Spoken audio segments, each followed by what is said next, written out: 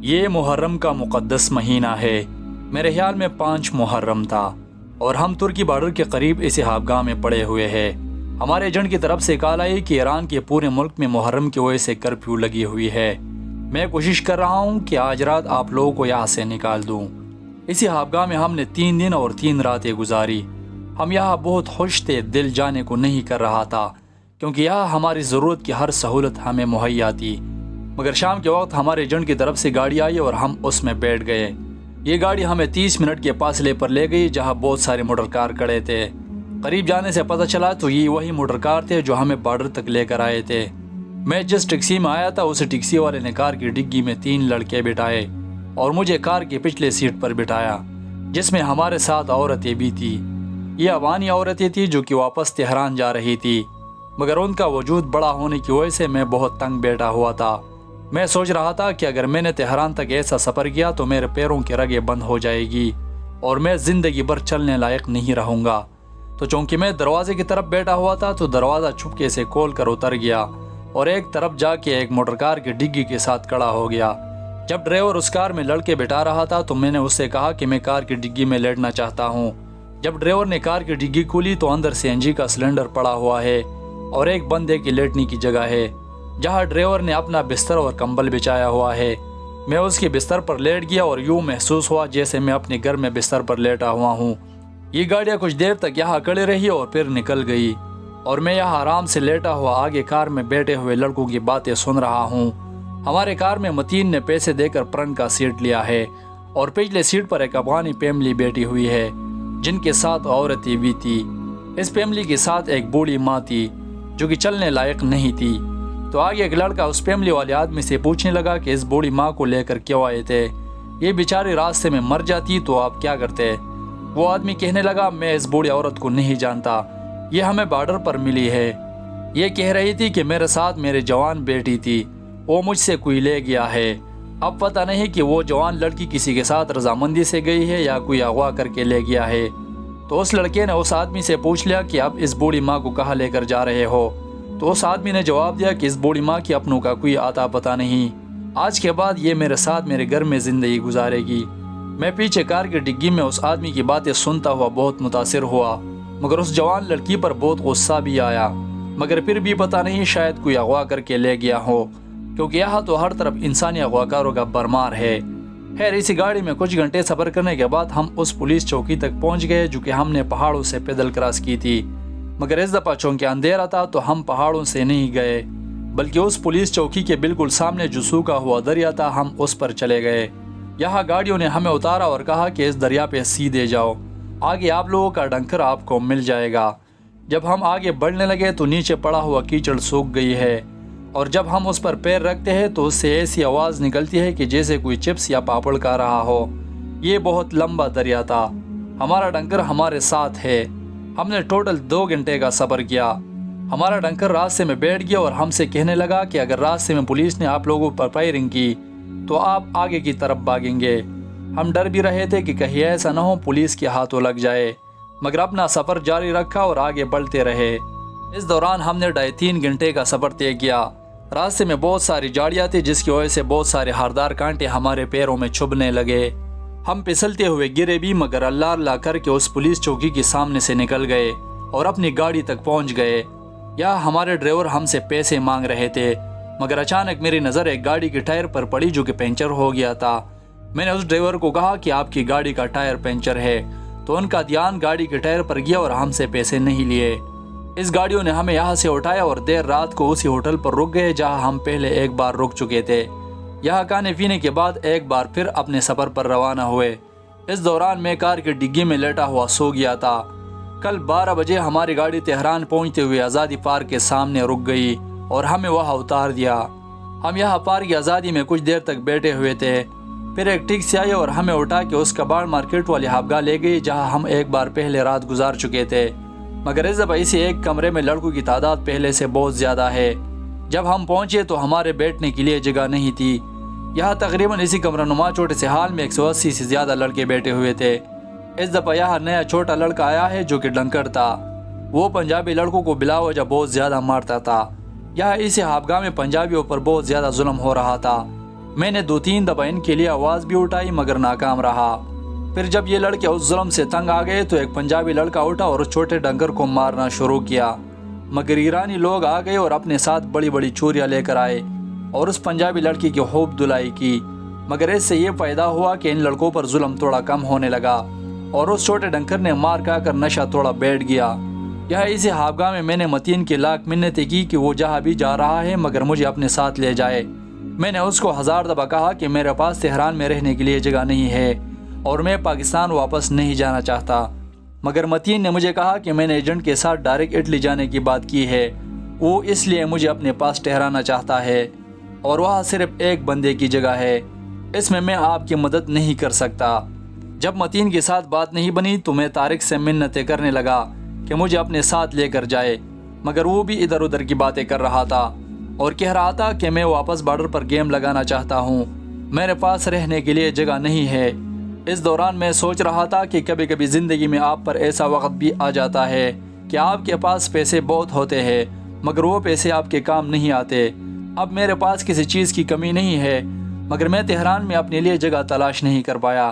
اس دوران میرے پاس ایک آخری امید بچی ہوئی تھی اور وہ یہ موبائل نمبر تھا جو بارڈر ایریا میں ایک افغانی لڑکے نے مجھے دیا تھا، مگر ہمارا ایرانی سم بند ہو گیا تھا اور میرے پاس نیٹ ورک نہیں تھا کہ اس افغانی لڑکے سے رابطہ کر سکتا۔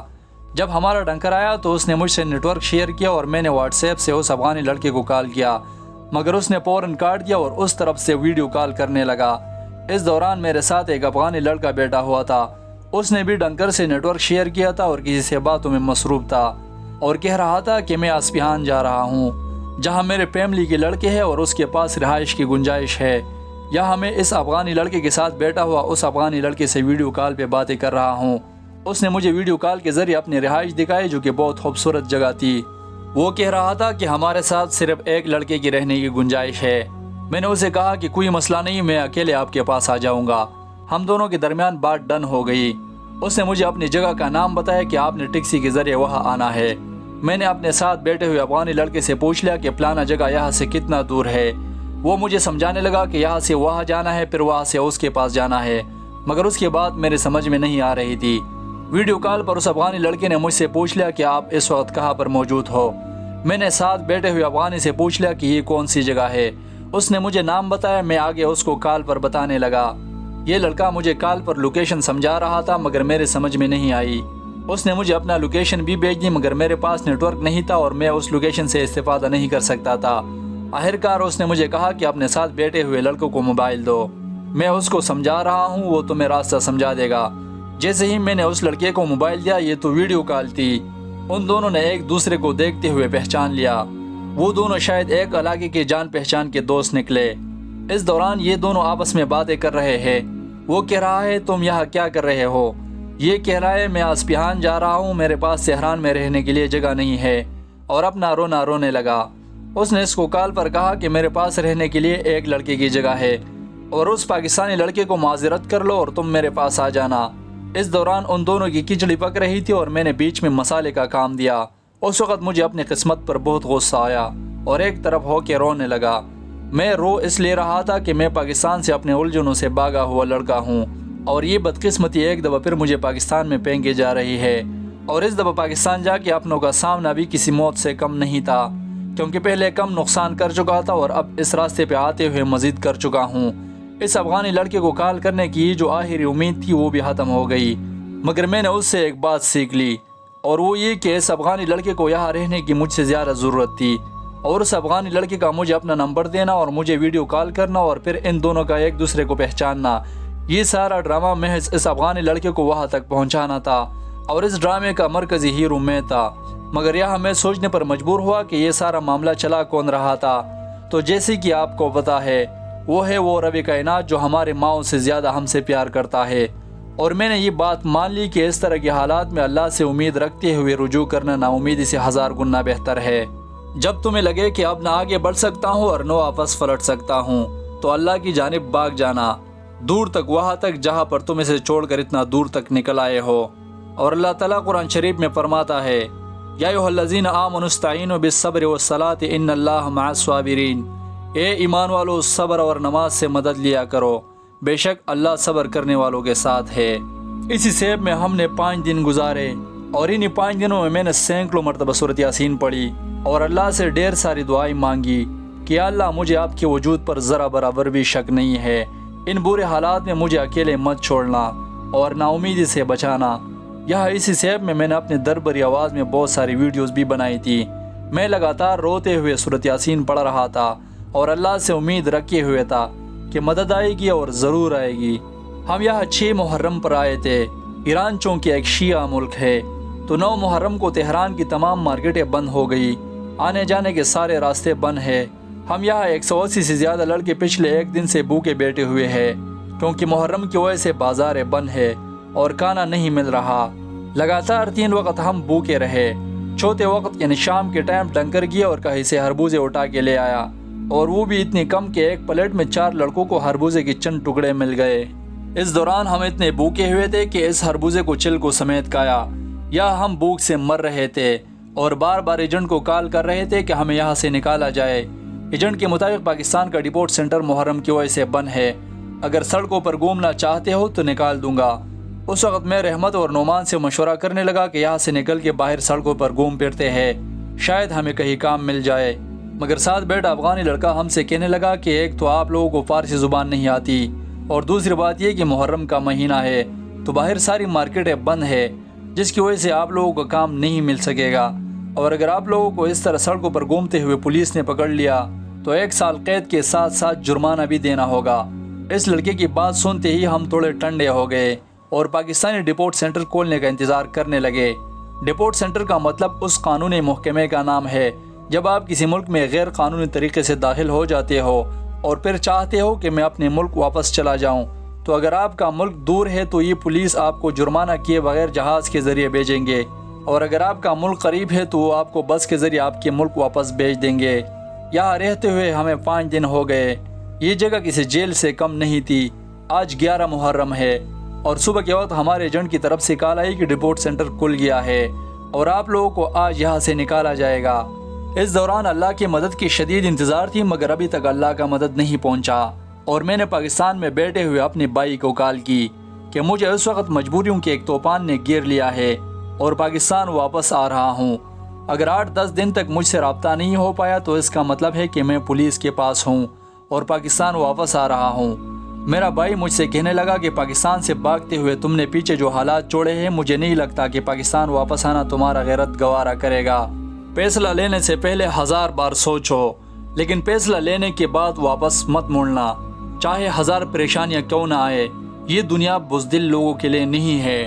پاکستان واپس نہیں آنا۔ اگر پھر بھی واپس آنا چاہتے ہو تو میرے پاس بالکل مت آنا، کیونکہ مجھ سے تمہارا اس طرح واپس آنا برداشت نہیں ہو پائے گا۔ اس دوران میں ایک دفعہ پھر اللہ کی طرف ہاتھ اٹھانے لگا کہ یا اللہ تمہاری مدد کی شدید انتظار ہو رہا ہے۔ میں نے ایک بار پھر طارق سے منتیں کی کہ مجھے اپنے ساتھ لے چلے، مگر وہ مجھے کہہ رہا تھا کہ میں نے ابھی تک ایجنٹ کو پیسے نہیں دیے ہیں۔ میں نے اسے کہا کہ جب ہمارا نام لیا جائے تو تم بھی ہمارے ساتھ نکل جانا۔ اس وقت متین کو ایجنٹ کی طرف سے کال آئی کہ میں آپ کو جہاں بھیجنا چاہتا تھا وہاں جگہ نہیں ہے، اگر آپ اسی خوابگاہ میں رہنا چاہتے ہو تو میں یہاں کے ڈنگر سے بات کر دیتا ہوں۔ مگر متین نے کہا کہ یہاں رہنے سے میں پاکستان واپس جانا پسند کروں گا، اور اب متین بھی ہمارے ساتھ پاکستان واپس جا رہا ہے۔ تقریباً دن کے 1 بجے خوابگاہ کا ڈنگر ہے اور ہمارے ایجنٹ کا نام لے کر کہنے لگا کہ اس کے بندے اٹھ کے دروازے کے پاس بیٹھ جائے، آپ کی ٹیکسی 5 منٹ میں آ رہی ہے۔ ہم تیار ہو کے دروازے کے پاس کھڑے ہو گئے۔ طارق بھی میرے ساتھ کھڑا تھا اور مجھے کہہ رہا تھا کہ اگر میں ایجنٹ کو پیسے دیے بغیر یہاں سے نکل گیا تو میں آپ کو اپنے ساتھ لازمی لے کر جاؤں گا۔ خیر ہماری ٹیکسی آئی اور طارق بھی ہمارے ساتھ ڈنگی کے پیسے دیے بغیر نکل گیا۔ جب ہم گاڑی میں بیٹھ رہے تھے تو طارق نے ڈنگر سے کہا کہ ڈرائیور کو کہے کہ مجھے راستے میں اتارے، میں تہران میں رکنا چاہتا ہوں۔ ڈنگر نے ڈرائیور کو کہا کہ صرف اس لڑکے کو راستے میں اتار دینا جہاں یہ اترنا چاہے، اور باقی سب کو ڈپورٹ سینٹر لے کر جانا۔ میں نے طارق سے کہا کہ ڈنگر سے کہے کہ مجھے بھی آپ کے ساتھ راستے میں اتار دے، مگر طارق نے میری بات پر دھیان دیے بغیر گاڑی میں بیٹھ گیا۔ میں نے ڈنگر سے 1000 مرتبہ کہا کہ مجھے راستے میں اتار دیا جائے، میں پاکستان واپس نہیں جانا چاہتا، مگر ڈنگر نے انکار کیا اور ڈرائیور کو کہا کہ یہ لڑکا راستے میں بھاگ نہ جائے، اس پر پورا دھیان رکھنا اور ڈپورٹ سینٹر میں اتار کے ہی آنا۔ اس وقت مجھے اپنی قسمت سے زیادہ طارق پر غصہ آیا اور طارق سے زیادہ اپنی قسمت پر۔ جو حالات چل رہے تھے یہ میرے سمجھ سے باہر تھے۔ اور اللہ سے بار بار سوچوں میں باتیں کر رہا تھا کہ یا اللہ میرا رزق آپ نے کن کن جگہوں میں لکھا ہے۔ اس طرح بنا سوچے سمجھے پاکستان سے اٹھا کے ترکی بارڈر تک لایا۔ جب وہاں رزق ختم ہوا تو واپس پاکستان لے کر جا رہے ہو۔ یہ تقدیر کی لکیریں میری مرضی کے خلاف تھی، اور پاکستان میں بیٹھے ہوئے میرے بھائی نے مجھے تانا شاید اس لیے دیا تھا تاکہ مجھ میں ہمت آ جائے اور آگے بڑھنے کے لیے مزید کوشش جاری رکھوں۔ مگر یہ بات کوشش اور ہمت کی نہیں ہے، یہ کھیل تقدیر کا چل رہا تھا جو کہ میرے بس میں نہیں تھا۔ یہاں صبح کے تہنشین شام کو مجرم ٹھہرے، ہم نے پل بھر میں نصیبوں کو بدلتے دیکھا ہے۔ خیر ہم اس ٹیکسی میں بیٹھے ہوئے ڈپورٹ سینٹر کی طرف سفر کر رہے ہیں۔ ڈرائیور نے راستے میں طارق کو اتار دیا اور آگے بڑھا۔ یہاں زکریہ بلوچ مجھ پر ہنس رہا تھا اور کہہ رہا تھا کہ شیطان تم پر یہ نیکی راست نہیں آتی، جب بھی تم پاکستان پہنچو تو پہلے لاہور کی سبزی منڈی سے ہو کے جاؤ تاکہ تمہارے تقدیر کی یہ لکیریں تھوڑی بدل جائے۔ میں نے زکریہ بلوچ سے کہا کہ نہیں یار ایسی باتیں نہ کرو، مجھے اب بھی اپنے اللہ پر پورا یقین ہے، وہ کچھ نہ کچھ مدد تو ضرور بھیجے گا۔ یہ گاڑی ہمیں تہران شہر سے باہر ایک غیر آبادی والی جگہ لے گئے، تب بھی میں اللہ سے امید رکھے ہوئے تھا۔ 30 منٹ کے سفر کے بعد ہم ایک گاؤں پہنچے جو کہ مین روڈ کے ایک سائڈ پر واقع تھا، اور اس گاؤں کے کنارے ایک طرف ڈپورٹ سینٹر ایک بڑی عمارت کی شکل میں بنا ہوا تھا۔ ٹیکسی کے ڈرائیور نے ہمیں ڈپورٹ سینٹر کے دروازے کے سامنے 10 منٹ کے فاصلے پر اتار دیا اور واپس چلا گیا۔ جب میں نے ڈپورٹ سینٹر کی طرف دیکھا تو اس کا مین دروازہ کھلا ہوا تھا اور اتنا بڑا تھا کہ 2-3 گاڑیاں آسانی سے اس میں گھس سکتی تھی، مگر یہاں دروازے پر پولیس کھڑے تھے اور ہمیں بار بار ہاتھوں سے اشارے کر رہے تھے کہ جلدی آؤ۔ یہ شاید ان کی چھٹی کا ٹائم تھا اور وہ دروازہ بند کر رہے تھے۔ میں جیسے ہی ٹیکسی سے اترا تو وہاں رکا ہوا تھا اور واپس اسی روڈ کو دیکھ رہا تھا کہ شاید اللہ کی طرف سے کوئی مدد آنے والا ہے۔ متین لوگ ڈپورٹ سینٹر کی طرف مجھ سے آگے چلے گئے ہیں۔ میں ابھی تک اسی جگہ پر ہی کھڑا تھا کہ متین کی طرف سے آواز آئی کہ شیطان ادھر آؤ، یہاں ایک لڑکا کھڑا اپنے لیے دوست کی تلاش میں ہے اور تہران واپس جا رہا ہے۔ یہ ہوئی نا بات۔ اور بے شک اللہ تعالیٰ قرآن شریف میں فرماتا ہے ان مع العسر یسرا، بے شک مشکل کے ساتھ آسانی ہے۔ جب کوئی ہاتھ اور ساتھ دونوں چھوڑ دیتا ہے تب اللہ کوئی نہ کوئی انگلی پکڑنے والا بیچ ہی دیتا ہے۔ میں نے جیسے ہی متین کا آواز سنا تو دوڑ پڑا۔ وہاں پر 5 لڑکے کھڑے تھے۔ متین اور باقی گروپ پاکستان جانے کے لیے ڈپورٹ سینٹر کے اندر جا چکے تھے۔ میں نے ان لڑکوں سے پوچھا کہ آپ میں سے کون واپس جانا چاہتا ہے، تو ایک لمبا سا لڑکا آگے بڑھا اور کہا کہ میں واپس جانا چاہتا ہوں۔ میں نے اسے کہا کہ دونوں چلتے ہیں، میں تمہارے ساتھ ہوں، مگر یہ بتائے کہ آپ کے پاس تہران میں رہنے کے لیے جگہ ہے۔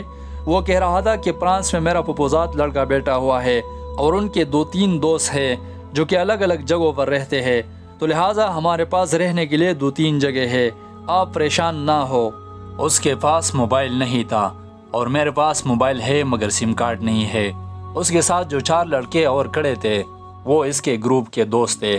ہم نے ان کو روک لیا اور فرانس میں بیٹھے اس کے پپوزات لڑکے کو ان کے موبائل سے کال کرنے لگے۔ اس فرانس والے لڑکے نے ہمیں 3 موبائل نمبر بھیج دیے اور کہا کہ ان میں جس کے ساتھ بھی آپ نے رابطہ کیا ان کو اپنا لوکیشن بھیجو، وہ آپ کو لینے آ جائے گا۔ ہم نے ایک لڑکے کو کال کی جو فارسی زبان بول رہا تھا اور کہہ رہا تھا کہ آپ لوگ وہی رکے، میں آپ کو 1 گھنٹے میں لینے آ رہا ہوں، مگر جگہ کا پوچھ رہا تھا اور ہمیں اس جگہ کا نام پتہ نہیں تھا۔ اس دوران ایک ایرانی بائک پر بیٹھا ہوا آ رہا تھا۔ میں نے اس کو روک لیا اور انگلش میں پوچھا کہ یہ کون سی جگہ ہے۔ اس نے مجھے سمجھایا کہ یہ فلانا جگہ ہے اور آپ لوگ ڈپورٹ سینٹر کے سامنے کھڑے ہو۔ ہم نے آگے اس لڑکے کو کہا کہ ہم یہاں اس لوکیشن پر کھڑے ہیں۔ وہ کہہ رہا تھا کہ میں ٹیکسی کو بلا کے آپ کے پیچھے آ رہا ہوں، جدھر کھڑے ہو وہاں بیٹھ جائے۔ جیسے ہی ہمارا اس لڑکے سے رابطہ ہوا تو ان 4 لڑکوں نے اپنا موبائل لے لیا اور ڈپورٹ سینٹر کے اندر داخل ہوئے۔ اس دوران گیٹ پر کھڑا پولیس ہم دونوں کو اشارہ کرنے لگا کہ جلدی آؤ۔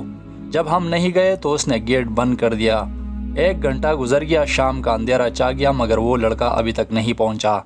ہم یہاں فٹ پاتھ پر بیٹھے ہوئے میں نے اپنے دوست کو کہا کہ جا کے دکان سے پانی اور سگریٹ اٹھا کے آتا ہوں۔ تھوڑے سے فاصلے پر ایک بازار تھا، میں وہاں گیا۔ ایک دکان کے اندر ایک عورت بیٹھی ہوئی تھی۔ میں نے اشارے سے اس کو سمجھایا کہ مجھے پانی اور سگریٹ چاہیے۔ اس دوران میں نے اس دکان سے پانی اور سگریٹ اٹھائی، مگر جب کافی دیر تک اس کا دوست ہمیں لینے نہیں آیا تو میں نے اسے کہا کہ یہاں دکان پر ایک عورت بیٹھی ہوئی ہے، اس سے موبائل لے کر دوبارہ کال کرتے ہیں اور اس لڑکے کو کہتے ہیں کہ ہمارے پیچھے نہ آئے بلکہ اپنا لوکیشن بتائے۔ ہم یہاں سے ٹیکسی لے کر ان کے پاس خود چلے جاتے ہیں، مگر میرا دوست نہیں مان رہا تھا کہ نہیں وہ ضرور آئے گا۔ ہم یہاں اس اندھیرے میں بیٹھے ہوئے ڈر بھی رہے تھے کہ کہیں کوئی اغوا نہ کر لے۔ میں نے اسے کہا کہ وہاں دکان کے ساتھ ہر گھر کے سامنے بڑی بڑی کرسیاں پڑی ہوئی ہے جہاں ڈھیر ساری عورتیں بیٹھی ہوئی ہے، جا کے وہاں بیٹھتے ہیں، یا ہمیں خطرہ ہو سکتا ہے۔ ہم یہاں سے اٹھ کے دکان کے ساتھ ایک بڑی کرسی پر بیٹھ گئے۔ ابھی تک ہمارا ایک دوسرے کے ساتھ تعارف نہیں ہوا تھا۔ اس نے مجھ سے پوچھا آپ کون ہے اور نام کیا ہے؟ میں نے اپنا نام اور تعارف تفصیل سے بتایا اور اس سے کہنے لگا کہ آپ کے ساتھ یہاں رہتے ہوئے میں ایک پل کے لیے بھی آپ سے نہیں ڈرا، کیونکہ آپ ایک انسانی اغواکار ہو سکتے تھے، یا انسانی اغواکاروں کا پھینکا ہوا ایک لقمہ، کیونکہ میں نے اپنے اللہ سے دل سے دعا مانگی تھی، اور جب تم مجھے ملے تو میں سمجھ گیا تھا کہ یہ اللہ کا مدد ہے، ورنہ عام حالات میں اس طرح انجان انسان کے ساتھ بالکل نہیں رکتا۔ وہ مجھے کہنے لگا کہ میرا نام امیر اویس خان ہے اور میں افغانستان کا باشندہ ہوں، کئی سالوں تک میں پاکستان میں بھی رہ چکا ہوں۔ یہاں اس کرسی پر بیٹھے ہوئے اس نے مجھے اپنی مختصر سی کہانی سنائی اور کہنے لگا کہ آپ کو بالکل بھی ڈرنے کی ضرورت نہیں ہے، کیونکہ میں خطروں کا کھلاڑی ہوں۔ یہ افغان آرمی ملی اردو کے خفیہ ایجنسی سے تعلق رکھتا تھا، مگر کابل پر اچانک طالبان کا قبضہ اور اشرف غنی کا تخت الٹنے سے سب کچھ برباد ہو گیا۔ ہمارے پیچھے طالبان پڑے ہوئے ہیں۔ جس ٹائم طالبان نے کابل پر قبضہ کیا تو اس وقت میں ایران بارڈر کے قریب مشن پر تھا۔ اس وقت یونائٹڈ اسٹیٹ آف امریکہ اپنے قریبی بندوں اور ترجمانوں کو اٹھا کے امریکہ لے جا رہے تھے، مگر مجھے یہاں طالبان نے سانس لینے کا موقع نہیں دیا اور ایران فرار ہو گیا۔ یہ وہی دور تھا جب افغان فوج یعنی ملی اردو طالبان سے پیچھے ہٹتے ہوئے تاجکستان فرار ہو گئے تھے۔ وہ کہہ رہا تھا میں نے نیٹو افواج کے ساتھ افغانستان میں کئی سالوں تک کام کیا ہے، میں یونائٹڈ اسٹیٹ آف امریکہ کے مشن پر 2 بار عراق اور لبنان بھی جا چکا ہوں۔ میں نے اپنی آدھی گزری ہوئی زندگی کھلے آسمان تلے گزاری ہے۔ افغان ملت کے لیے میں نے اپنا بے تحاشا خون بہایا ہے، مگر ہم اپنے ملک کو اپنا نہ بنا سکے۔ اس وقت میں اپنی فیملی کو پیچھے چھوڑتے ہوئے یورپ فرار ہونے کی کوشش کر رہا تھا، مگر ترکی بارڈر پر جرمن افواج سے مار کھاتے ہوئے واپس تہران آ گئے، اور جب میں ڈیپورٹ سینٹر آ رہا تھا تو میں راستے میں اترنے والا تھا، مگر ڈرائیور نے گاڑی نہیں روکی اور مجھے یہاں لا کر ڈیپورٹ سینٹر کے سامنے اتار دیا۔ میرے ساتھ جو 4 لڑکیاں اور تھے ان میں سے ایک میرے ساتھ واپس تہران جا رہا تھا، مگر یہاں پہنچنے پر اس کا ارادہ بدل گیا اور وہ اپنے ملک واپس جانا چاہتا تھا۔ میں نے اس کی بہت منت کی مگر وہ رکنا نہیں چاہتا تھا، تو اس لیے میں نے اپنے لیے دوست تلاش کرنے کی ایک آخری کوشش کی اور آپ مجھے مل گئے۔ یہاں اس بینچ پر بیٹھے ہوئے ہم کافی دیر سے باتیں کر رہے تھے، مگر ہمیں لینے کوئی نہیں آیا۔ سامنے ایک ایرانی لڑکا کھڑا ہوا موبائل میں مصروف تھا۔ میں نے اپنے دوست سے کہا کہ جا کے اس سے مدد لیتے ہیں۔ ہم نے جا کے اس سے مدد مانگی کہ ہم نے آپ کی موبائل سے ایک کال کرنی ہے۔ اس نے اپنی موبائل سے ہمارے دوست کو کال کی۔ وہ کہہ رہا تھا کہ میں آپ لوگوں کے پیچھے آیا ہوا تھا، مگر آپ لوگوں کے پاس موبائل نہ ہونے کی وجہ سے رابطہ نہ ہو پایا۔ ہم نے اسے کہا کہ ہمیں اپنا لوکیشن سمجھا دو، ہم ٹیکسی لے کر آپ کے پاس خود آ رہے ہیں۔ اس نے رائٹنگ میسج میں اپنا لوکیشن اس ایرانی کی موبائل کو بھیجا، اور اس ایرانی لڑکے نے وہ میرے موبائل میں لکھ لیا، جو کہ تہران میٹرو حسین آباد دمدر میٹرو حسین آباد لکھا ہوا تھا۔ وہ ایرانی ہمیں اندھیرے کی طرف لے گیا اور کچھ کہہ رہا تھا جو کہ میرے سمجھ میں نہیں آ رہا تھا، اور ڈیپورٹ سینٹر کے سامنے سے ہوتے ہوئے آگے اندھیرے کی طرف چل پڑا اور کسی کو سیٹیاں مار رہا تھا۔ میں نے امیر اویس خان سے پوچھ لیا کہ وہ ایرانی کہاں چلا گیا۔ اس نے کہا کہ وہ ٹیکسی لے کر آ رہا ہے۔ میں نے اس کو کہا کہ بازار تو دوسری طرف، اس اندھیرے میں ٹیکسی کا کیا کام؟ خیر، یہاں میں یہ صورتحال بیان کرتے ہوئے ڈیپورٹ سینٹر کے عین سامنے ویڈیو بنا رہا تھا۔ شاید باہر لگے کیمروں میں اندر بیٹھے پولیس نے ہمیں دیکھ لیا تھا اور دروازہ کھول کر باہر نکل گیا۔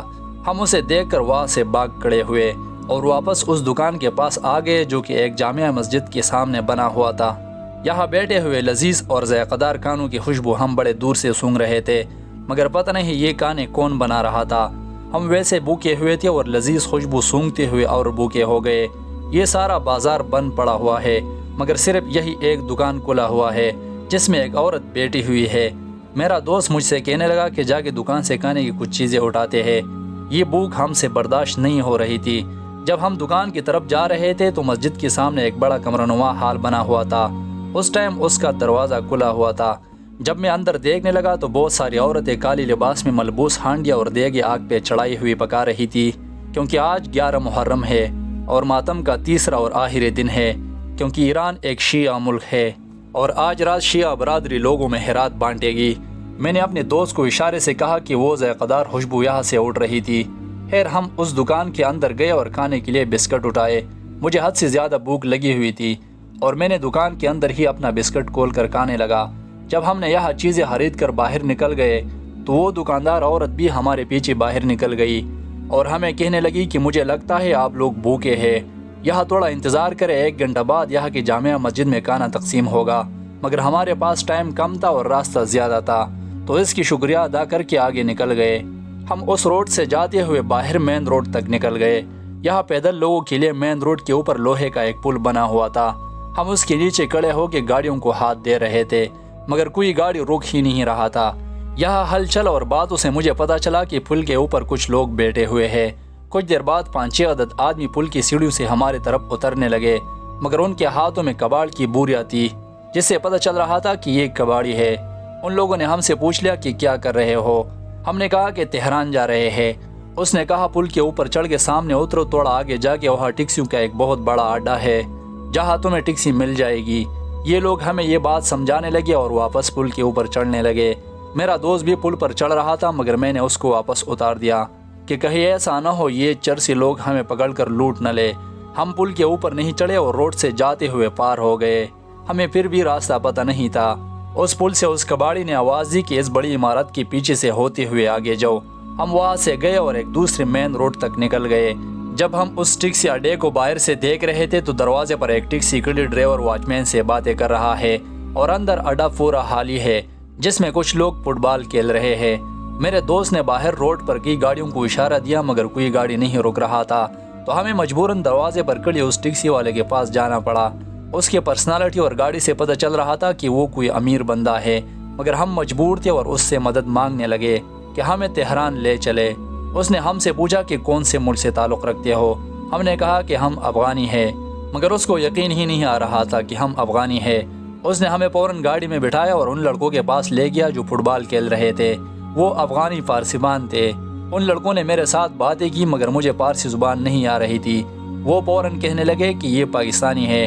اس گاڑی والے نے اپنا گاڑی گھمایا اور اڈے سے باہر نکل گیا۔ کچھ دیر بعد میں نے اپنے دوست سے پوچھا کہ کیا ہو رہا ہے۔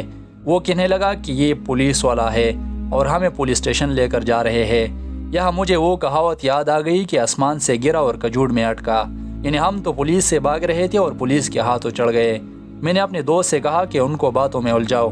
اس نے ان کو باتوں میں الجھا کے اس سے موبائل حاصل کرنے میں کامیاب ہو گیا اور ہم نے اپنے دوست کو کال کی کہ ان سے بات کرے۔ ہمارا دوست ان سے بات کرنے لگا کہ یہ دونوں میرے دوست ہیں، ایک جلال آباد سے تعلق رکھتا ہے، اس لیے ان کو فارسی زبان نہیں آتی۔ یہاں مجھے پتہ چل گیا کہ ایرانی پولیس پاکستانیوں سے بہت نفرت کرتے ہیں۔ ہمارے دوست سے بات کرنے کے بعد جب ان کو یقین آیا کہ ہم افغانی ہیں تو ہمیں 10 کلومیٹر دور ایک بازار لے گیا اور وہاں اتار کے ٹیکسی سے بات کی کہ ان کو تہران لے چلو۔ جب ہم ان کی گاڑی سے اتر رہے تھے تو یہ پولیس والا ہمیں کہنے لگا کہ ہمارے ساتھ کھانا کھا کے جدھر جانا ہے شوق سے جاؤ، مگر ہم نے منع کیا کہ ہمیں دیر ہو رہی ہے۔ ہم ان کو یہاں تک لانے کی پیسے دے رہے تھے، مگر اس نے لینے سے انکار کیا اور کہا کہ آپ لوگ مسافر اور ہمارے مہمان ہو، آج 11 محرم ہے اس لیے آپ دونوں کو معاف کرتا ہوں۔ ہم اس دوسری ٹیکسی میں بیٹھ گئے اور تہران کے لیے نکل گئے۔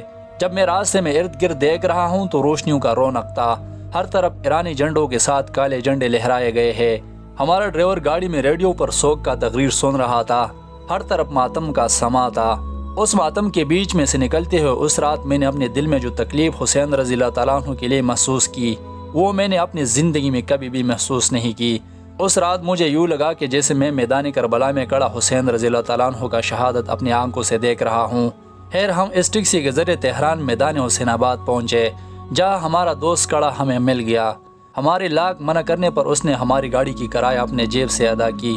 وہ ہمیں ایک چاردیواری کے اندر لے گیا جہاں سینکڑوں کی تعداد میں چھوٹے چھوٹے گھر بنے ہوئے تھے اور ان گھروں میں 2,500 ہزار افغانی مزدور آباد تھے۔ ہمارا دوست جس کا نام انصار تھا وہ ہمیں اپنی رہائش گاہ پر لے گیا۔ وہ ایک بڑے کنٹینر سے بنے ہوئے ایک خوبصورت گھر میں رہ رہا تھا۔ اسی رات انصار نے ہمارے لیے قسم قسم کھانوں کا انتظام کیا تھا اور یہاں ان کے ساتھ کھانا کھاتے ہوئے ہمیں یوں لگا جیسے کہ ہم ابھی کسی بڑے جیل سے آزاد ہو گئے ہو۔